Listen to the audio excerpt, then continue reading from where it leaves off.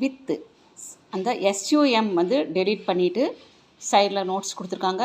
எஸ்ஓஎம்இன்னு கொடுத்துருக்காங்கள, some of his college friends. அது அந்த ரவுண்ட் போட்டு இன்சர்ட் பண்ண சொல்லி கொடுத்துருக்காங்க. அதை இன்சர்ட் பண்ணிக்கோங்க.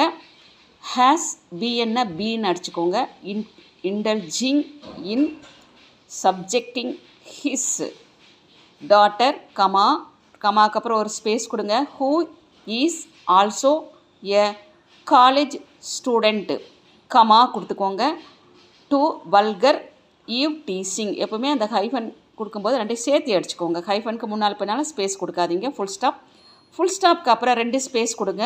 He sought my advice as to whether a complaint to அந்த ஸ்லாஷுக்கு என்ன அர்த்தம், தீன்னு அர்த்தம், லோக்கல்